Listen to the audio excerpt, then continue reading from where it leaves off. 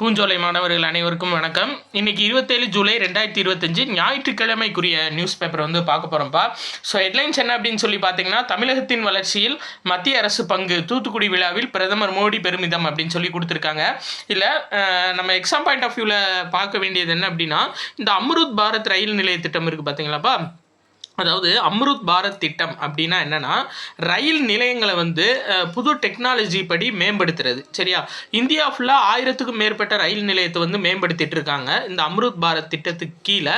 அதுபடி தமிழ்நாட்டில் மொத்தம் எத்தனை ரயில் நிலையங்களை மேம்படுத்த போகிறாங்க அப்படின்னா 77 ரயில் நிலையங்கள் மேம்படுத்த போகிறாங்கப்பா. சரியா, இது ரொம்ப ரொம்ப முக்கியமான ஒரு இன்ஃபர்மேஷன். என்ன அப்படின்னா, அம்ருத் பாரத் திட்டத்தின் கீழ் தமிழ்நாட்டில் எத்தனை ரயில் நிலையங்கள் மேம்படுத்த போகிறாங்க அப்படின்னா 77 ரயில் நிலையங்கள். சரி, அது போக தூத்துக்குடி வஉசி துறைமுகத்தில் வந்து 3ஆம் பகுதி வந்து திறந்திருக்காங்க. சரியாப்பா, 3ஆம் சரக்கு பெட்டக முனையம் வந்து திறந்திருக்காங்க. ஸோ அது சார்ந்து உள்ள நம்ம பார்த்துக்க வேண்டியதான். சரியா, உள்ள இன்ஃபர்மேஷன்ஸ் இருக்குது, அதை நம்ம பார்த்துப்போம். சரியா, இதில் எக்ஸாம் பாயிண்ட் ஆஃப் வியூவில் நம்மளுக்கு இதுதான். சரியா, ரைட், அடுத்த இது பார்க்கலாம். இன்னைக்கு நியூஸ் வந்து கொஞ்சம் கம்மி தான்ப்பா. சரியா, மேலோட்டமாக நம்மளுக்கு என்ன தேவையோ அதை மட்டும் பார்த்துக்குறோம். இந்த இருக்குது பார்த்தீங்களா, ஆக்சுவலாக 6.96 million ton million metric ton சரக்குகளை கையாளும் திறன் கொண்ட வடக்கு சரக்கு கப்பல் நிறுத்துமிடம் 3 தொடங்கி வைத்தார். அதாவது 3வது முனையத்தை வந்து தொடங்கி வச்சுருக்காங்க. எங்கே அப்படின்னா தூத்துக்குடி வஉசி துறைமுகத்தில். அதை ஞாபகம் வச்சுக்கணும். சரியாப்பா, எத்தனாவது முனையம்னு கூட மேபி கேட்கலாம், நம்ம பார்த்துக்க வேண்டியதான். 3வது முனையம். சரியாப்பா, அடுத்து இந்த மாலத்தீவுடன் உறவை வலுப்படுத்த இந்தியா விருப்பம் அப்படின்னு சொல்லியிருக்காரு. ஸோ நான் ஏற்கனவே சொல்லியிருக்கேன், மாலத்தீவோட அதிபர் பேர் என்ன அப்படின்னா முகமது முயிஸ்.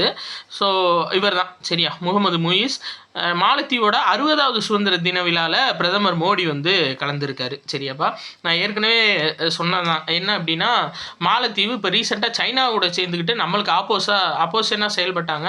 ஸோ அவங்களுக்கு மிகப்பெரிய ஜிடிபிக்கு ஒரு ஹெல்ப்பாக இருக்கிறது நம்ம தான். அவங்க டூரிசத்தில் வந்து 60% அவங்க ஜிடிபியில் 60% வந்து டூரிசம் தான். அந்த 60%ல் வந்து அபவ் 50% கொடுக்குறது நம்ம இந்தியன் பீப்புள் தான் மாலத்தீவ்ஸ்க்கு.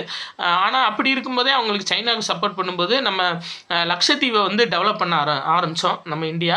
அப்போ வந்து அவங்களோட இது வந்து டோட்டலாக டவுன் ஆக ஆரம்பிச்சிருச்சு. இப்போ தான் கொஞ்சம் அவங்களே ஆட்டோமேட்டிக்காக இறங்கி வந்திருக்காங்க. சரியா, இப்போ வந்து அதான் ஏற்கனவே சொன்ன மாதிரி ஆடு திருடின மாதிரி கனவு கண்டேன் அப்படின்ற மாதிரி உடைக்க முடியாத உறவு அதிபர் முகமது முயிஸ் சொல்லியிருக்காராம். நம்ம இந்தியா கூட என்றைக்குமே வந்து மாலத்தீவோட உறவு வந்து உடைக்க முடியாத உறவுன்னு சொல்லியிருக்காராம். சரி, ரைட், ஓகே, எல்லாம் நல்லது தான். அடுத்தது பார்ப்போம். இதில் வந்து ஒரு சில முக்கியமான ஒப்பந்தம் போட்டிருக்காங்க. என்னென்னா, இந்தியாவோட யூபிஐ இருக்குல்லப்பா, அந்த யூபிஐ வந்து அங்கே பயன்படுத்துறதுக்கு ஒப்பந்தம் போட்டிருக்காங்க. சரியா, நம்ம டைரெக்டாக அங்கே போயிட்டு யூபிஐ ஸ்கேன் பண்ணி, இப்போ மாலத்தீவு போயிட்டு அவங்களோட அமௌண்ட்டுக்கு மணியை மாற்ற தேவையில்ல.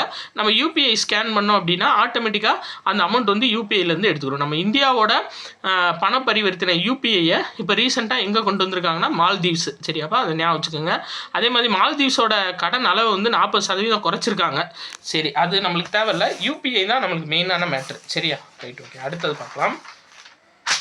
வேறு கார்கில் போர் வெற்றி தினம்ப்பா. ஆக்சுவலாக 1999 நம்மளுக்கு தெரியும் கார்கில் போர் வந்து நடந்துச்சு. அது பேர் ஆப்ரேஷன் விஜய். சரியா, அதாவது அந்த கார்கில்ல டைகர் ஹில்னு சொல்லுவாங்கள்ல, அந்த கார்கில் பகுதியில் வந்துட்டு பாகிஸ்தானோட இராணுவத்தை வந்து பின்னோக்கி செல்ல வச்சது. ஸோ 1999 ஜூலை 26ஆம் தேதி தான் இந்தியா வந்து அறிவிச்சிருக்காங்க. என்ன அப்படின்னா, ஆப்ரேஷன் விஜய் வெற்றி அடைஞ்சிருச்சு அப்படின்னு சொல்லிட்டு. சரியாப்பா, அதனால தான் 1999 ஜூலை 26 விஜய் திவாஸ் அப்படின்னு சொல்லிட்டு கொண்டாடுறாங்க. சரியாப்பா, கார்கில் போர் நினைவு தினம், வெற்றி தின விழா. இந்திய விமானப்படை தலைமை தளபதி அமர்பிரீத் சிங். சரியாப்பா, இந்திய விமானப்படையோட தலைமை தளபதி அமர்பிரீத் சிங், இந்திய கடற்படை தலைமை தளபதி தினேஷ் கே திரிபாதி. சரியா, இவங்க 2 பேரும் கலந்துருக்காங்க. இதை ஞாபகம் வச்சுக்க வேண்டியதான். இன்னொன்று முக்கியமான ஒரு இன்ஃபர்மேஷன்ப்பா. என்ன அப்படின்னா, இந்திய ராணுவத்தோட புதிய படைப்பிரிவு ருத்ரா அப்படின்னு சொல்லி துவக்கியிருக்காங்க.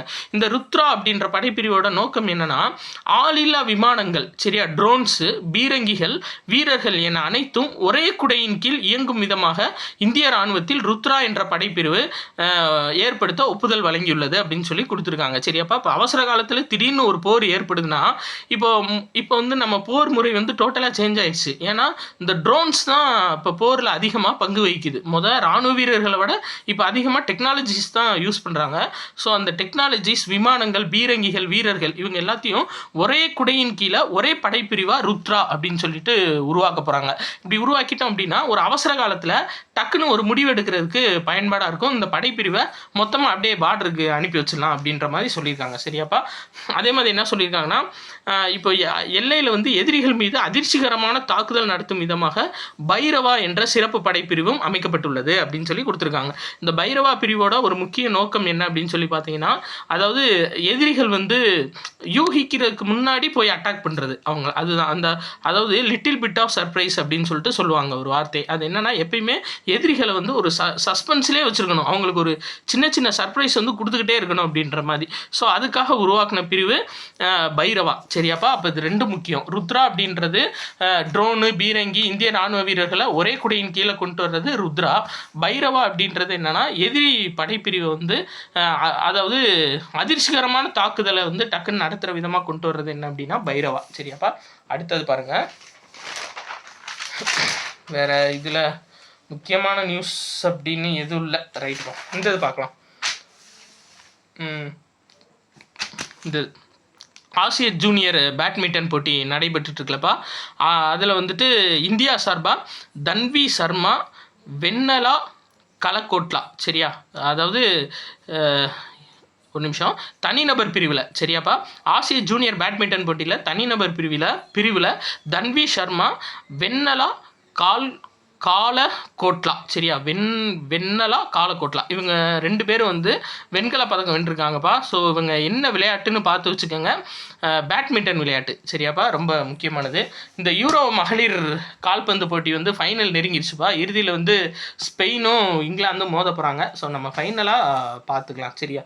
யார் ஜெயிச்சிருக்காங்க அப்படின்னு சொல்லிட்டு பார்த்துக்கலாம். ஸோ இன்றைக்கி நியூஸு அவ்வளோதான்ப்பா. சரியா? முக்கியமான நியூஸை ஃபுல்லாக நம்ம பார்த்துட்டோம். ஸோ பிடிச்சிருந்துச்சி அப்படின்னா உங்கள் ஃப்ரெண்ட்ஸ் எல்லாத்துக்கும் கண்டிப்பாக நம்ம வீடியோவை ஷேர் பண்ணுங்கப்பா. நன்றி.